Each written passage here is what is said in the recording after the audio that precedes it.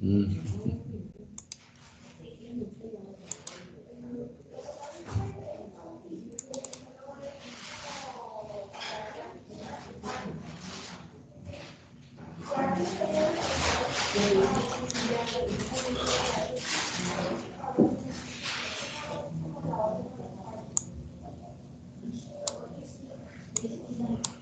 Ya estamos prácticamente terminando lo que corresponde a cráneo y cara, y nos vamos a ir ya a partir posiblemente de mañana a cuello. Hoy nos quedamos ayer pendientes con la semiología de boca.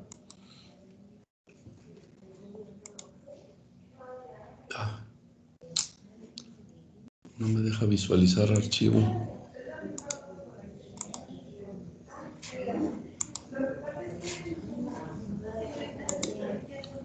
Bien, ya se ve la proyección, ¿verdad?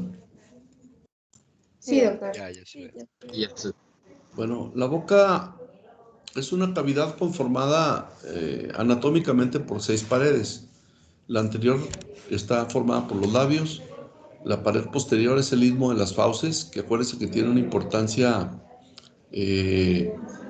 como mecanismo de defensa porque está constituido por el anillo linfático de Waldeyer, que son las amígdalas palatinas, el velo del paladar y aparte pues el tejido linfático que se encuentra en el área de las amígdalas y los pilares, y en la retrofaringe las adenoides. En ese sitio pues existe tejido de defensa contra agresiones locales. La pared inferior de la boca o piso de la boca que aloja las glándulas salivales y sus conductos, la submaxilar y la submandibular, perdón, la sublingual y la submaxilar. La pared superior denominada paladar, que tiene sus dos partes, el paladar blando y el paladar duro. El paladar duro es prácticamente el techo de la boca. El paladar blando constituye el velo del paladar y es la parte móvil que tiene mucho que ver con la función de la fonación. Hay dos paredes laterales que son las mejillas o carrillos, también así le llaman en otras bibliografías. La boca como tal pues va a tener estructuras en su interior que vienen siendo las descritas como las paredes de la boca que ya les dije antes, los dientes, la lengua y las encías. Entonces cada una de estas partes, incluso las pilares anteriores, a ver si se ve,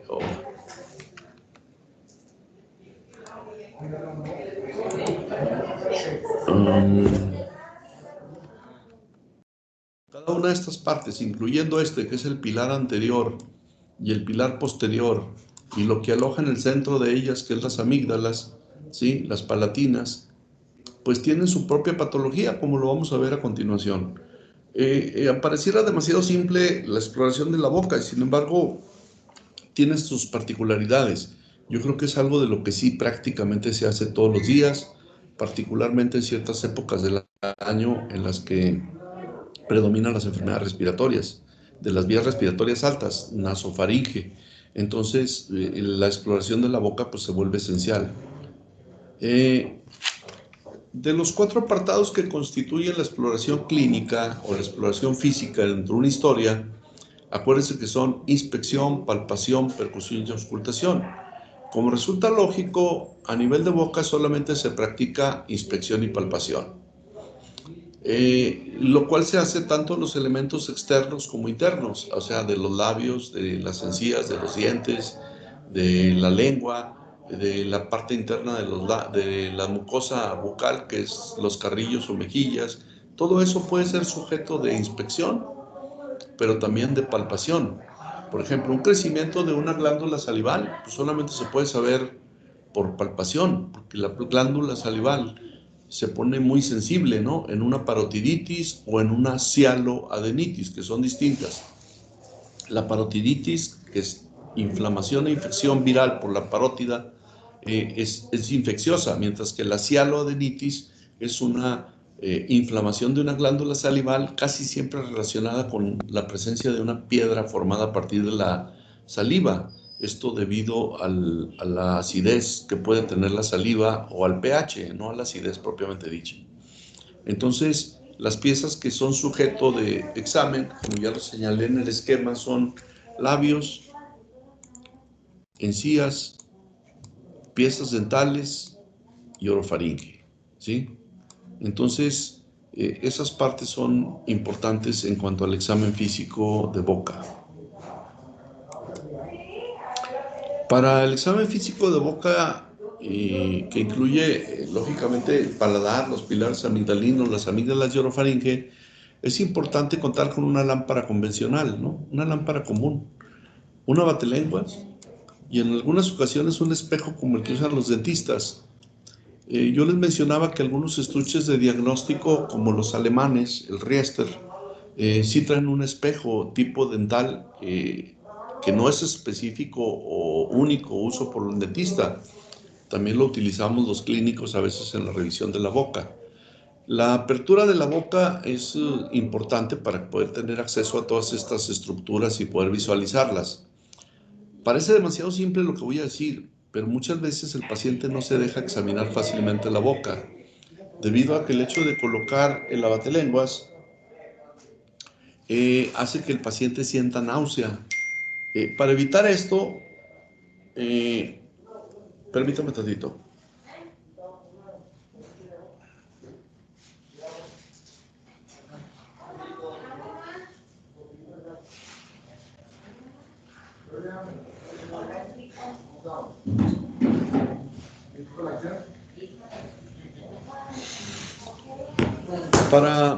Para evitar provocarle náuseas al paciente, lo que se hace es colocar el abatelenguas, la punta del abatelenguas a nivel de la parte media de la lengua, no tanto atrás, porque si la colocamos ya casi en la raíz de la lengua, o tocamos el paladar blando, el velo del paladar, el paciente va a experimentar naturalmente náusea. La náusea es un reflejo y es muy difícil evitarlo. Entonces, se evita bajo las siguientes formas. Colocar el abatelenguas, como lo dije, en la parte media de la lengua, no atrás. Deprimirla con un movimiento suave, pidiéndole al paciente que emita un A prolongado. Hay pacientes que de plano les dicen, a ver, yo coopero, yo lo voy a hacer, no ponga el abatelenguas porque voy a vomitar. Pues yo lo he hecho incluso con los pacientes más difíciles de esta forma, que se los estoy anotando aquí, pidiéndole al paciente que se ocupe mentalmente y evite la náusea, diciendo un A prolongado y respirando a través de boca, pidiéndole que la respiración sea así de, a que tú la oigas incluso, para que con eso les permita visualizar correctamente la parte más posterior de la boca, que son los pilares y las amígdalas palatinas y la retrofaringe. Solamente así podemos hacer pues, un diagnóstico de visualización más correcto. Generalmente, como esta maniobra causa náusea, lo podemos evitar con esas medidas. Y entonces ahora sí ya se puede proceder a la observación de la parte más posterior y luego, pues lo que no causa náusea, como viene siendo la cara interna de las mejillas, las encías, las piezas dentales y sus condiciones, ¿no? En qué condición encontramos estas estructuras normales de la boca. Si vemos desde antes de colocar el abatelenguas, y lo primero que hacemos es ver lesiones externas. Por ejemplo, el paciente puede tener lo que se ve en esta imagen, este tipo de lesión que yo creo que todos la hemos padecido en algún momento, que son las denominadas aftas y lesiones por mordedura. Las lesiones por mordedura van seguidas de la formación del afta, perdón. Primero nos lesionamos la mucosa y luego después aparece el afta. El afta, pues muchas veces está ligado con infecciones de tipo viral. Y lo mismo pueden ocurrir mordeduras de la lengua, sobre todo accidentales o en pacientes que tienen crisis convulsivas. A veces el paciente al convulsionar sufre la mordedura de la lengua y le vemos sangre en el interior de la boca o en el exterior. Entonces, este tipo de lesión que es tan típica es una lesión que tiene vesículas, como esa que se ve ahí, ¿sí? Que tiene costras, como esto que está aquí alrededor. Y lo que ya no se vio fueron las pápulas. Este pues es un simple herpes labial o herpes simple, ¿sí? Lo de arriba quedamos que eran lesiones por mordedura. Lesiones traumáticas del labio, pues al que se pone a pelear o se cae y se da un trancazo, pues ahí está el labio abierto, reventado por chocar contra las estructuras fijas internas, como los dientes. Pero pues aquí se vio que hasta un diente salió perjudicado, ¿no? Entonces las lesiones de tipo traumático, las lesiones de tipo traumático de partes blandas también, como la mordedura de labios o la mordedura de lengua, y las lesiones por traumatismo contuso. Pueden existir formaciones blanquecinas en la mucosa labial que se denominan leucoplasias, y esas leucoplasias tienen importancia cuando se vuelven un proceso recurrente porque frecuentemente se ven asociadas a cáncer, al cáncer de la lengua. ¿En dónde se hacen más fácilmente las leucoplasias? En los labios. En las personas que tienen un traumatismo directo en los labios porque siempre traen algún objeto puesto ahí. Por ejemplo, los fumadores de pipa, que ya no son tan comunes, ¿no? Así como un toque intelectualoide, los fumadores de pipa o los artistas, pintores, etcétera, pues era usual que utilizaran ese tipo de artículo. Ahora las costumbres pues lo han ido desechando y sustituyéndolo con los cigarrillos, hoy más raramente con un puro. El habano o puro también se recarga sobre la superficie de la lengua y puede provocar transformaciones por traumatismo directo y por exceso de calor en contacto con el labio. Entonces eso va a provocar un cambio metaplásico. ¿Qué quiero decir con metaplasia? Que el tejido natural de esta zona va a cambiar por un tejido defensivo que genere estructuras laminares de defensa contra una agresión externa, que en este caso puede ser el objeto que se recarga, el objeto que está caliente en la superficie del labio. Esto que se ve aquí, aunque es una boca de una persona joven o un niño, se ve en las deficiencias vitamínicas, eso se llama queilosis angular, ¿sí? Pero yo lo veo muchísimo más en los ancianitos, sobre todo cuando utilizan prótesis dentales, ¿sí? En la que la persona trae una salivación excesiva y el contacto de la saliva con los ángulos de la boca produce este tipo de lesiones, ¿sí? La queilosis angular. Y aparte, pues vean los labios resecos. Los labios resecos son típicos de la respiración predominantemente oral. ¿Se acuerdan de una facies que les dije que era característica cuando están crecidas las adenoides? Obvio, ya les dije el nombre. Sí, Sí, adenoidea. En la facies adenoidea, que es muy común en los niños, el niño se le acorta el labio superior, se acorta la distancia entre la nariz y el labio, ¿sí? Porque siempre respira más a través de la boca que a través de la nariz, debido a que las adenoides tapan las coanas, que es el orificio posterior de las cavidades nasales por las cuales penetra el aire. Por último, la cianosis, ¿no? Que aquí está muy evidente en esta foto. La cianosis es un predominio de una de las variantes de la hemoglobina que está no oxigenada por factores diversos, que pueden ser farmacológicos, hipoxia, o enfermedades congénitas que van a ocasionar hipoxia también.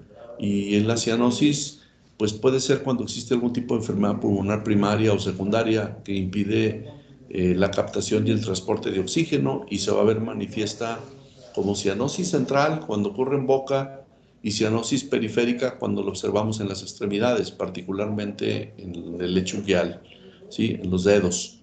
Entonces, ¿hasta aquí hay alguna duda o pregunta? No, doctor.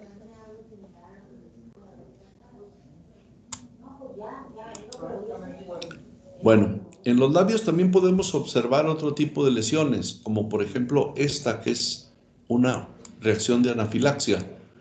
Esa reacción de anafilaxia se llama angioedema y es una forma severa de urticaria. Así como la urticaria puede tener lesiones cutáneas, como las que se llegan a apreciar aquí un poquitito en el rostro de este pacientito infantil. Aquí se ven algunas lesiones cutáneas, ¿sí? Que son pruriginosas, pero esto del labio grueso totote se llama angioedema y es una forma severa de anafilaxia por vasodilatación consecutiva a la presencia de histamina, ¿sí? El angioedema, cuando es externo, pues nomás produce problemas a nivel de los párpados. ¿Se acuerdan cuando les mostré que los ojos, los párpados, perdón, los labios y la piel de los tobillos son los tejidos más laxos del cuerpo y por lo tanto permiten una acumulación de líquido en una cantidad considerable? Pues vean ahí el diámetro del labio, ¿no? Otro problema son, más típicamente visibles, son las aftas, que muchas veces son provocadas por un traumatismo, por ejemplo, el cepillo dental, el choque accidental del labio contra el diente y una lesión que pierde continuidad la mucosa labial y ahí pues sufre traumatismo inflamatorio y presencia de virus. Otra cosa que puede producirse es una enfermedad congénita. Aquí se ve el labio leporino y paladar hendido. Si se alcanza a ver, la encía está interrumpida en su continuidad y el labio también. Esto produce una deformidad facial muy evidente, ¿verdad? Lógicamente que aquí les muestro el labio leporino antes de atenderlo. Aquí cuando ya fue suturado, se ponen unas prótesis que se van cambiando con la edad en el paladar para que el niño pueda succionar, porque eso es un niño lactante y va a succionar al seno materno o al biberón. No lo puede hacer si tiene este defecto. A este niño cuando están pequeñitos lo tienen que alimentar a través de una sonda. Pero esta es una enfermedad visible por simple inspección, ¿sí? Aquí la primera fase, aquí ya cuando fue suturado el labio, aquí ya cuando está la cicatriz, y vean cómo se reconstruye y se reconstituye la nariz incluso. Podemos ver lesiones que son producto de enfermedades de transmisión sexual como el chancro sifilítico, que se aprecia aquí, ¿sí? Pues lógicamente que es una persona con unas costumbres sexuales muy liberales, ¿no? Y esto que es un hemangioma, si se fijan, tiene un aspecto así entre rojizo y violáceo, más violáceo en la parte superior del labio. Son generalmente enfermedades de tipo congénito. Esta es una maraña de vasos que se puede atender por embolización. Así se puede provocar una obstrucción de la circulación arteriovenosa en este sitio y hacer que el labio vuelva a tomar el tamaño normal, con un riesgo de que se vuelva a formar. Pero si se fijan, pues todas este tipo de lesiones, abundando con respecto a lo que se hace en la exploración física de la cara y a nivel de boca y labios, pues son diagnósticos de inspección. Simplemente sin que le pongas la mano encima al paciente ya estás viendo una lesión característica.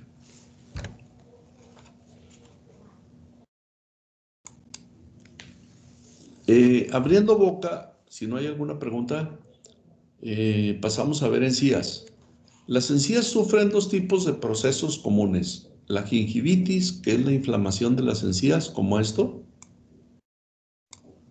y la periodontitis, que tiene como constituyentes cambios a nivel de la encía y a nivel de la pieza dental, que generalmente acaban provocando destrucción de la raíz del diente, exposición de la raíz dental, pérdida de sustancia aquí de la encía y lógicamente el diente tiene un aparato de sostén que le da cierto grado de movilidad, que son ligamentos dentales en sus puntos de inserción o alvéolos dentarios dentro del maxilar superior o la mandíbula. Y estos son los que permiten cierto grado de movilidad. Si el diente fuera una estructura plenamente rígida e insertada, sería muy fácilmente sujeto de lesión, ¿sí? Por lo tanto, la naturaleza hace que tengamos cierto grado de movilidad. Una boca que tiene este grado de descuido se veía mucho en la época de los viajes transatlánticos, de las carabelas de Colón y eso, que era una enfermedad de los marinos que duraban demasiado tiempo en navegación y que no llevaban frutos y vegetales frescos. Eso se llamaba carencia de vitamina C y la enfermedad se denomina ¿cómo? Escorbuto. Escorbuto, en efecto. ¿Sí? Y es una enfermedad que pues, aquí está una forma de escorbuto. Este tipo de proliferación dental, ¿sí? se da por el uso de fármacos anticonvulsivantes que cada vez se usan menos, pero que siguen vigentes, sobre todo para atacar un proceso de convulsiones agudas, que es la difenilidantoína, o esa DFH, así se abrevia el medicamento, difenil y dantoína. Cuando el paciente la toma en la cantidad adecuada para evitar convulsiones, se ha visto como efecto secundario que se desconoce realmente por qué mecanismo produce hipertrofia gingival. ¿Qué es esto, no? Y la sustancia es la fenitoína. Esto de aquí de arriba se llama saturnismo y es la intoxicación crónica por exposición a plomo. Saturnismo, ¿sí?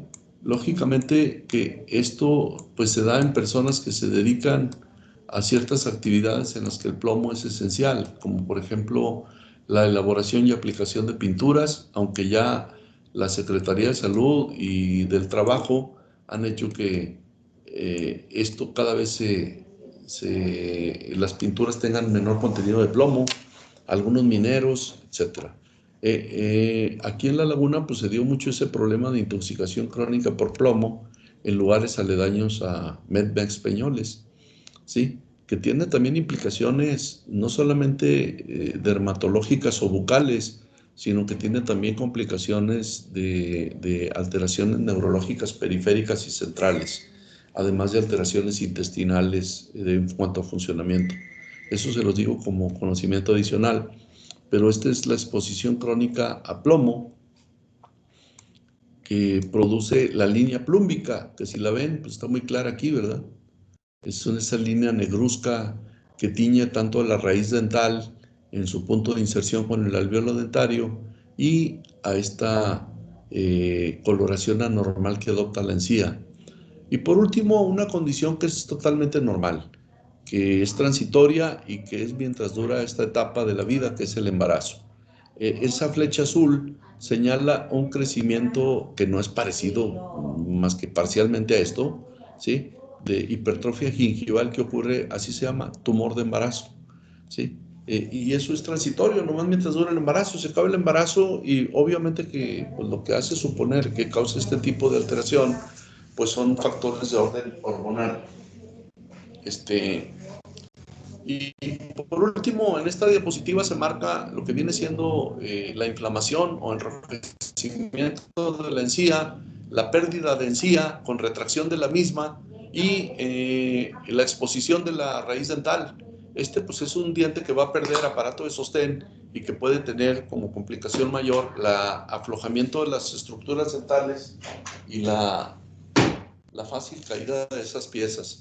Este tipo de problemas se ve mucho relacionado, aunque tengan buenos hábitos higiénicos, con la diabetes mellitus, ¿sí? Y a ese proceso de aflojamiento del diente se le llama luxodoncia, ¿sí? ¿Qué quiere decir? Pues que se pierde el aparato de soporte del diente y el diente se afloja más de lo debido y al aflojarse pues hay riesgo de caída.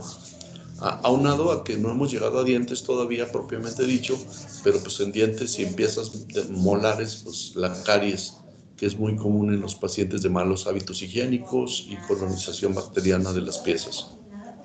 ¿Hasta aquí alguna pregunta o duda? No, doctor. Bueno, estos instrumentos ya los había citado antes, son esenciales para la buena exploración del interior de la boca. Lo que vimos hasta ahorita de labios y de encías, pues muchas veces no requiere la luz de la lámpara, pero otras veces se auxilia. Y no tocar directamente con las manos. Si van a tocar boca o eso, utilicen guantes, aunque no estén estériles.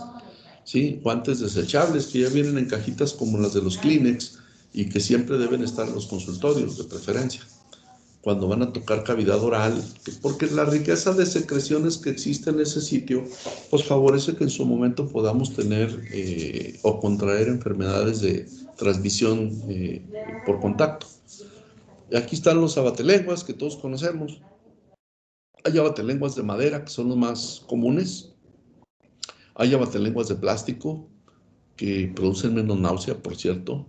La lámpara convencional y el espejo que dije que no es privativo de los dentistas. Quienes más lo usan son los dentistas, pero nosotros también lo podemos utilizar en la exploración de estructuras profundas de la boca, que no es fácil llegarle a través de la simple exploración con el abatelenguas y la lámpara.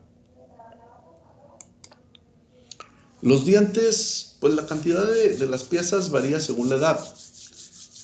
Hay algunas piezas que emergen después de la segunda o hasta la tercera década de la vida, como viene siendo la tercera molar o muelas del juicio. En la edad adulta, ya cuando están bien instituidos, todas las piezas dentales son 32 piezas.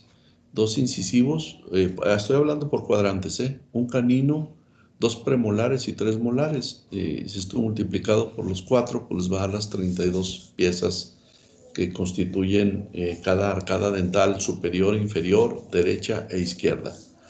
¿Qué problemas se pueden ver con los dientes? Desde falta de formación de los mismos, hasta una mala implantación, anomalías de la forma y tamaño del diente, la coloración dentaria y la caries, que digamos que con mucho pues es la forma más común de enfermedad dental, ¿sí?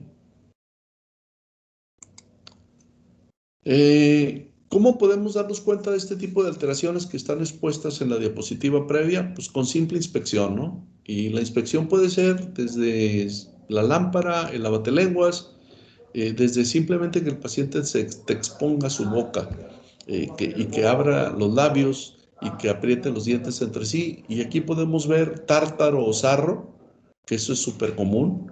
Nosotros debíamos tener 2 visitas al dentista por lo menos para que nos retiren el tártaro que se acumula y que depende mucho.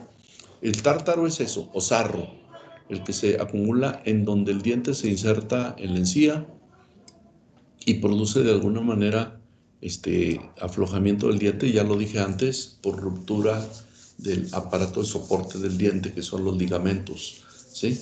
Y el diente puede experimentar caries. Aquí está una caries que lógicamente pues tiene que ver o con enfermedades que debilitan, como la diabetes, y sobre todo con malos hábitos de higiene bucal. Aquí está la forma de utilización del examen oral con espejo. Está más bien hecha por un dentista porque trae aquí una pieza de extracción del sarro, que son como una especie de espátulas.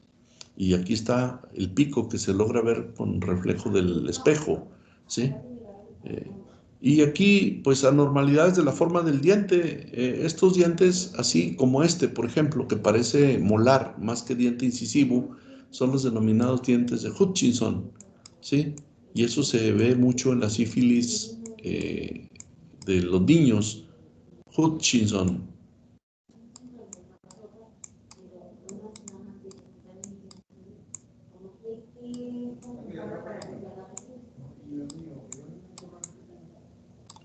Y si se fijan, pues son dientes de forma anómala. Se parecen más a un premolar o a una muela que a un diente incisivo. La característica es la escotadura esa que se forma en el borde libre del diente, ¿no? Ese pico. Ese hundimiento. Acá hay dientes de formación anómala diversa, como estos que parecen caninos, este que parece un incisivo y está más atrás, este que tiene una forma con doble escotadura, ¿sí? Y esto pues muchas veces obedece a trastornos de agenesia parcial dental, porque se fijan, faltan piezas dentales, ¿sí? Aquí hay algunas lesiones que son comunes, ¿no? Bueno, esta ya la repetimos, que es una gingivitis, que es una enfermedad inflamatoria e infecciosa de la encía. Las manchas dentales, como esta de coloración amarillenta, que era muy común en los lugares en donde el agua tenía mucho contenido de sales. Eso pasaba mucho en algunos estados como Durango, Guanajuato, Zacatecas, que la gente de las poblaciones rurales tenía mucho este tipo de alteración dental por exceso de minerales en el agua. La caries dental, que va de diverso grado, desde la caries simple, que es esa mancha negruzca en los sitios de confluencia de los hundimientos de la molar, hasta la pérdida del esmalte y llegar hasta la pulpa dental, que eso es peligroso porque es lo que da el dolor, ¿verdad? Y aparte, toda infección de encía o de dientes tiene un altísimo riesgo de provocar infecciones intracraneanas. Está como las infecciones de los oídos, ¿no?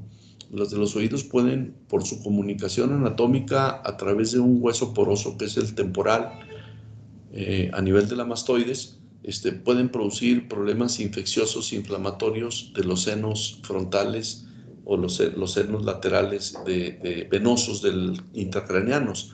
Pasa lo mismo por drenaje con las infecciones dentales. Esto lo van a ver mucho, sobre todo ahora que el estrés es algo tan común. Vean cómo el diente se vuelve muy chiquitito. Se pierde parte de la pieza dental debido a que la persona inconscientemente aprieta los dientes durante la noche y produce rechinidos. A ese rechinido técnicamente se le denomina bruxismo. Y el bruxismo va a provocar problemas tanto a nivel dental por disminución del tamaño del diente comparativamente con de este lado, y vean el tamaño de este diente contra el tamaño de este. Y la otra, problema donde se van a producir dificultades asociadas al rechinido de los dientes y a la apretura de la boca, es en las articulaciones temporomandibulares y de alguna manera también pueden provocar cefalea, ¿sí? Entonces, acá les expuse lo del tártaro o sarro, aquí menos grave, del que quizá todos podemos tener algo, ¿sí? Ese tártaro es retirado por los dentistas con mucha facilidad, con aparatos ultrasónicos, ligeramente molesto, más nada que no sea soportable, pero sí como que la visita al dentista no es de lo más socorrido, ¿verdad? Hasta que ya truena un aparato dental y se hace una caries dolorosa. Pero ahí está el tártaro también visible. Doctor, Sí. una pregunta. ¿Cómo se verían los dientes de un fumador? Casi lo escucho, perdón. ¿Me repites la pregunta? ¿Cómo se verían Sí, qué? ¿cómo se verían los dientes de un fumador? Ay, perdón, discúlpame, no escucho bien. ¿Habla un poquito Es más que no se fuerte? entiende así, como que se traba. Sí. ¿Cómo se verían los dientes de un fumador? Se manchan por la nicotina de color amarillento. Sí, la nicotina, cuando tú detectas un fumador, aunque ya haya dejado el hábito, que el diente se vuelve amarillento por la nicotina. Y también si el fumador sostiene mucho el tabaco entre los dedos índice y medio, se pintan de amarillo, ¿verdad? Eso es por efecto de la nicotina, en efecto. Eso es muy común también. El cambio de tinción a amarillento. ¿Sí? Sí, bueno, y otra pregunta, perdón. Sí. ¿Qué infección es más común por el sangrado gingival? Las infecciones, mira, la boca tiene muchos anaerobios. Curiosamente, la boca está bien expuesta a corrientes de aire porque a veces la respiración puede ser una parte oral. Sin embargo, la boca está llena de anaerobios. Los agentes que más comúnmente causan esto son bacterias anaerobias, ¿sí? De hecho, de primera instancia y como tratamiento para las infecciones de cavidad oral, se dan antibióticos betalactámicos, así denominados, con algún elemento añadido como clavulanato para evitar la resistencia. Se llaman para bacterias meticilino resistentes, o de primera instancia se da, y yo particularmente cuando veo infecciones de la boca, las encías o la lengua, doy clindamicina, ¿sí? Que es por el agente anaerobio que es el que comúnmente causa el problema. Gracias, doctor. Bueno,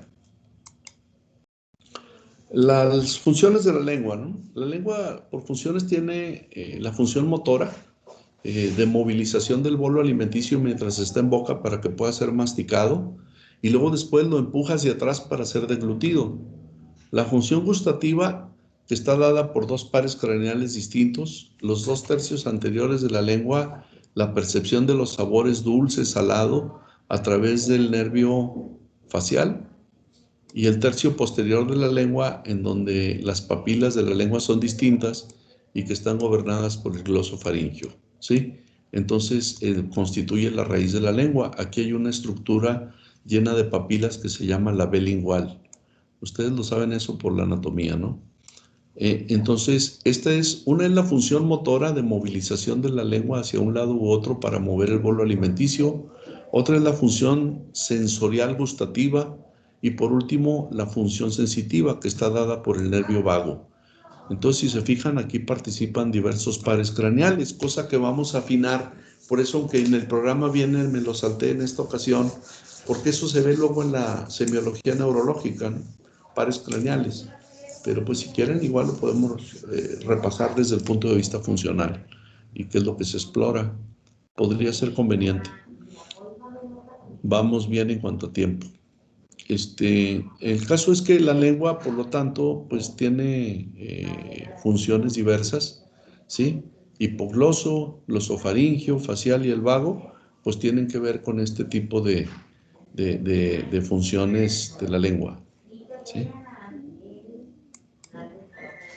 ¿Qué problemas podemos encontrar en la lengua? Bueno, pues la desviación de la lengua, cuando le pides al paciente que la saque para poder visualizarla, te fijas que la lengua se debe mantener en una posición central y sin movimiento. Si el paciente tiene temblores de la lengua, eso puede ocurrir en estados de angustia o en enfermedades endocrinológicas como el hipertiroidismo. O sea, o por ansiedad o por una enfermedad real de exceso de hormonas tiroideas. Si la lengua se desvía, entonces la causa neurológica viene siendo una lesión del hipogloso, ¿sí? Y se desvía para el lado de la raíz del nervio lesionado. La glositis atrófica, que se aprecia en las enfermedades como la anemia perniciosa o carencia de vitamina B12, que eso se da mucho en los alcohólicos y en los desnutridos por extracción de una alta porción de intestino, o en las personas que se someten a cirugías bariátricas, ¿sí? Y no le das reposición vitamínica, que ya ven que ahora las cirugías bariátricas son muy comunes. La lengua geográfica, que es una variante normal, simplemente es una lengua que tiene un aspecto al exponerse desagradable, pero de ninguna manera es una lengua que se considera patológica. La lengua saburral, que es la lengua blanquecina, como con capas o escamas de células que se van desprendiendo de la mucosa de la lengua, bueno, del epitelio, no la mucosa, la lengua no tiene mucosa, perdón, del epitelio de la lengua, y que eso ocurre comúnmente cuando el paciente respira mucho a través de la boca o cuando los pacientes están en un estado inconsciente y se les auxilia con la colocación de un tubo endotraqueal, la lengua se empieza a poner sucia por movimiento de aire a nivel de una boca abierta, y también se ve mucho en los fumadores, ¿sí?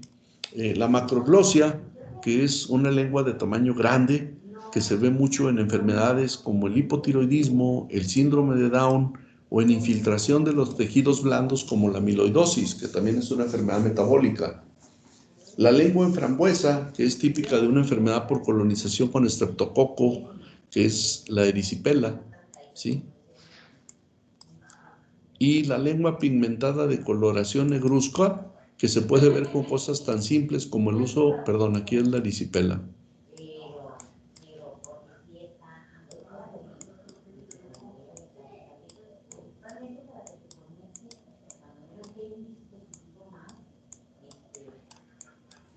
La pigmentación con enfermedades endocrinológicas como la insuficiencia suprarrenal crónica, que es la enfermedad de Addison, por la utilización de algunos antibióticos que ya no se usan tanto como las tetraciclinas, y por el uso común de algo que ya ni promocionan tanto en la televisión, pero que era para atención de molestias ácidas del estómago o infecciones banales de adquisición por consumo de alimentos de dudosa higiene, como el bismuto, ¿no? El pepto-bismol. Una persona que toma bismuto, la lengua se le pone de color gris negruzco. Y también el excremento va a salir así. Las lesiones traumáticas de la lengua por mordeduras o por traumatismos directos, por ejemplo, y las neoplasias o cáncer de la lengua, que no es tan inusual. Aquí están algunas de las anormalidades, como por ejemplo la lesión del hipogloso. La lengua se desvía hacia el lado lesionado. Lógicamente que el hipogloso perjudicado es el del lado derecho, aquí. Y la lengua negra del paciente con problemas como, por ejemplo, el consumo de bismuto o tetraciclinas o el Addison, que les dije ahorita. Esta es la lengua llamada geográfica, ¿sí?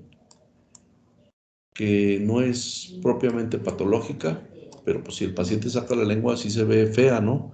Hay otra analogía o comparación de una lengua así, que es muy fea, que le llaman lengua escrotal, ¿no? ¿Sí? Eh, la lengua aquí también puede sufrir esas lesiones o desviaciones, como la del hipogloso, mordeduras o traumatismos, la lengua lisa, como aquí, que se ve enrojecida, inflamada y sin pliegues, que esta es típica de las carencias vitamínicas o glositis secundarias.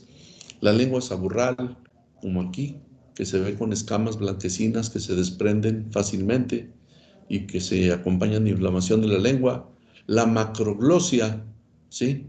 Que es esa que hace que el niño no pueda ni siquiera cerrar la boca, como el caso del hipotiroidismo congénito. Las aftas y las mordeduras de la lengua, como aquí. Y la lengua en frambuesa, que es esta que el aspecto pues está así enrojecido, inflamatorio, que esta es por la escarlatina, ¿sí? Y la erisipela, pero sobre todo la escarlatina, que es la enfermedad por estreptococos, que ahí también da manifestaciones cutáneas. Dentro de la parte del examen físico de la boca, nomás destaco lo siguiente. No vi bien una foto de leucoplasia y por eso la repetí. Lo mismo se puede presentar en la lengua, que es lo que estamos viendo ahorita, la leucoplasia, que es una lesión blanquecina sensible, fácilmente desprendible de la superficie de la lengua o en el interior de los carrillos. Ahí se ven las piezas dentales arriba, ¿sí? Y aquí la cara interna de las mejillas con esas lesiones blanquecinas. Está íntimamente asociada a factores de predisposición hacia el cáncer como el abuso del tabaco, ¿sí? Y es una lesión que se considera premaligna. Cuando vean a un paciente y lo exploren y vean una lesión de esta clase, hay que canalizarlo, que le tomen una muestra y sea analizado. Aquí también vemos lesiones cutáneas externas, como el herpes, ¿sí? Que como no tenía una foto muy buena en la anterior, por eso la repetí. Y aquí la amígdala con inflamación de la úvula palatina, pero también con exudados francos en las amígdalas palatinas, ¿sí? Esta es una faringoamigdalitis purulenta. Y esta por la lengua más común, la que van a ver prácticamente todos los días, que es la lengua de tipo saburral. ¿Sí? Doctor, Sí. bueno, es que siempre escucho que dicen que cuando sí existen esas marcas blancas purulentas es por una infección bacteriana y cuando no las hay es porque es una infección viral. Entonces no sé qué tan cierto sea eso.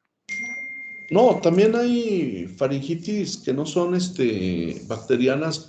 Bueno, la que hace este tipo de lesiones es el estreptococo grupo A beta hemolítico o estreptococo piógenes, ¿sí? Esa es la lesión característica. Lo que más se le parece, ahorita lo vamos a ver cuando veamos el estreptococo, ¿sí? Si no tiene placas purulentas, esta tiene su nombre. Esta es una faringoamigdalitis purulenta y el estreptococo beta hemolítico es el que lo provoca, ¿sí? Si tú no ves placas, no quiere decir que no tenga bacterias.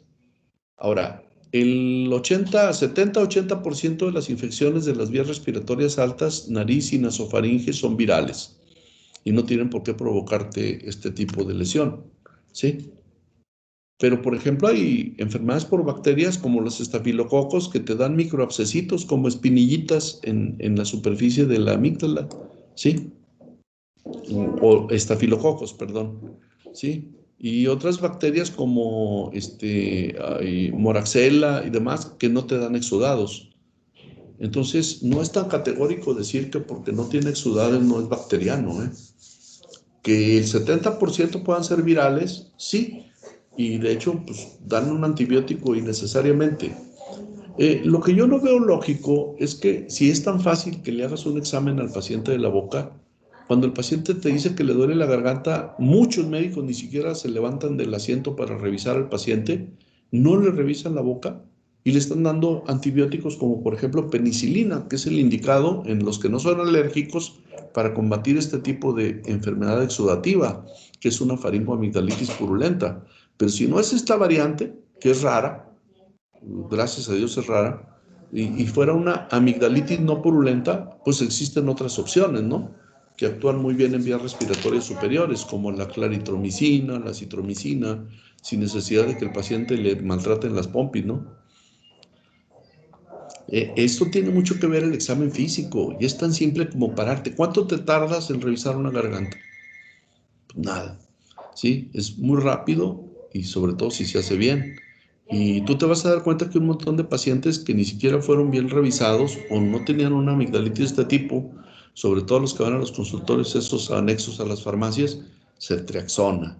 Yo digo que cuando a alguien le dan ceftriaxona para curar una faringitis, es como agarrar un cañón para matar una mosca, ¿no? O sea, pues, sinceramente, ilógico. Ok, gracias, doctor. Otras lesiones que se pueden ver a nivel del paladar duro y el velo del paladar son estas. ¿A qué corresponde? La gente vulgarmente les dice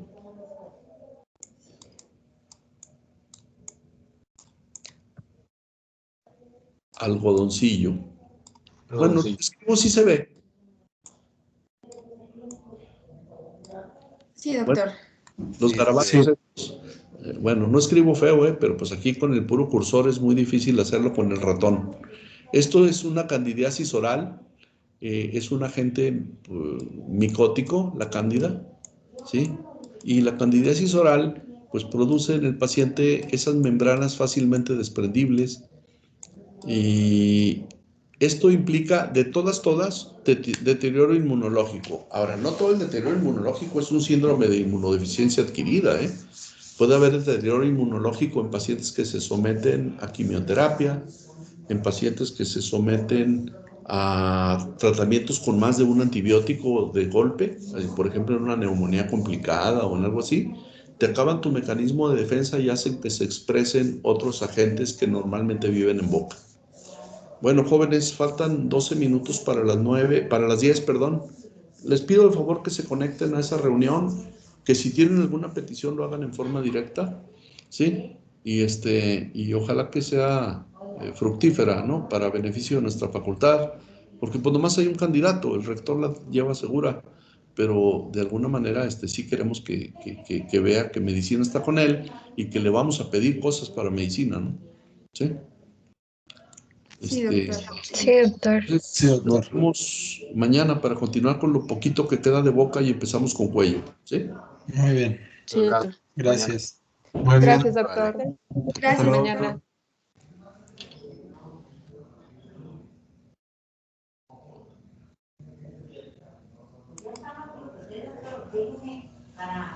Para